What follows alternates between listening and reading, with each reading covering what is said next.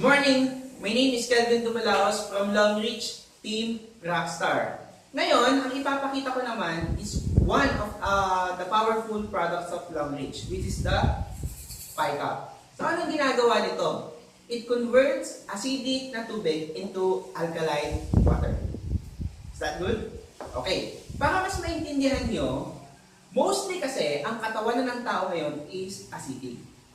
Bakit? Dahil sa everyday mong kinakain, everyday mong iniinom, at the same time, yung lifestyle. Okay.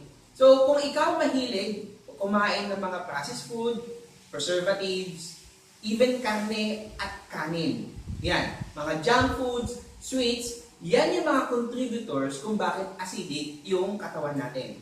At the same time, kung mahilig ka uminom ng soft drinks, mahilig kang uminom ng kape, at mahilig kang uminom ng alak, or kung naninigarilyo ka, yan yung mga factors kaya nagiging acidic yung katawan natin.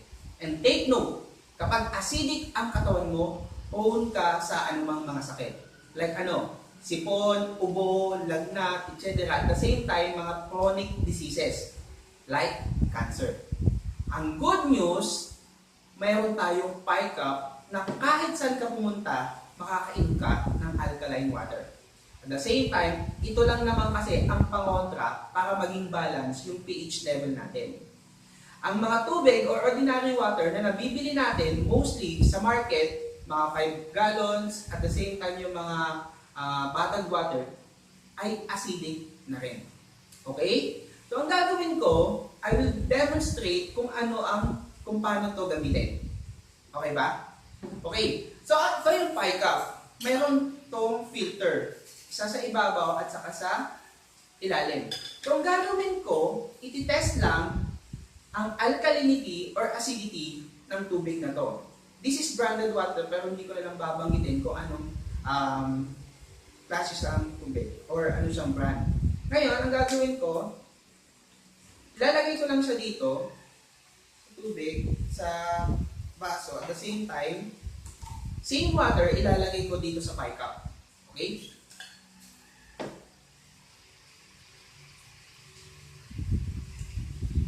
Yan.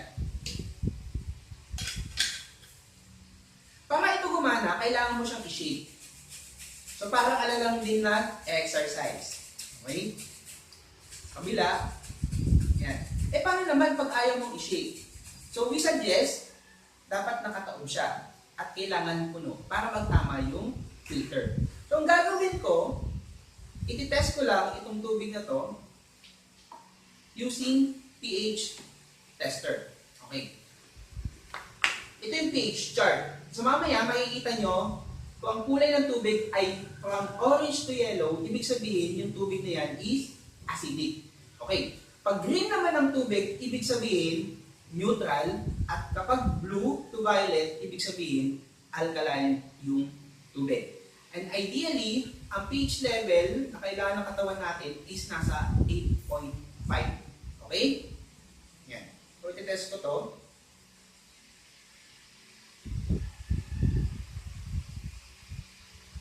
One, two, three.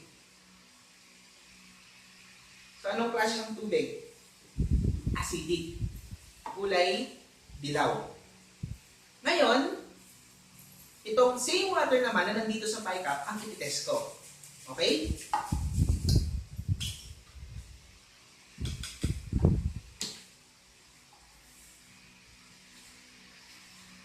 So, using pH tester pa rin para matest natin kung anong klase sa tubig. 1, 2, 3. So, napansin nyo?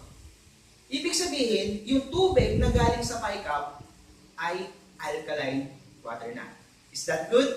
Okay. So, ngayon, meron akong soft drinks dito. Iti-test natin kung alin ba siya alkaline or acidic.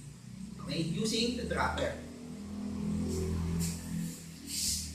Nakinig niya? Woo! Yan. So, bago pa. So, lalagyan ko lang. Kukuha lang ako ng dropper. Yan. And then, papatakan ko lang dito. So, mapapansin mo, 1, 2, 3,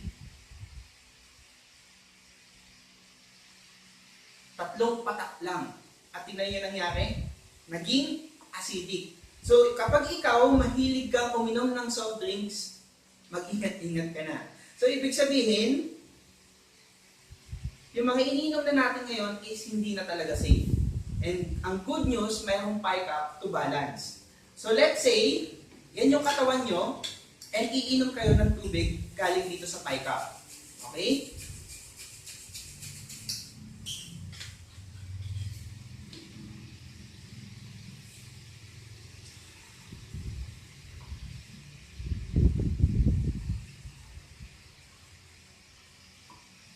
Yan yung nangyari. Binabalance nga yung pH mo hanggang sa maging normal. Is that good?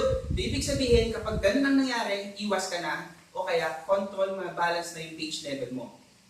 So again, my name is Kelvin Dumalaos. Kung sino man ang nag-share sa iyo ng video na to, please contact him or her for more product details. Thank you and God bless.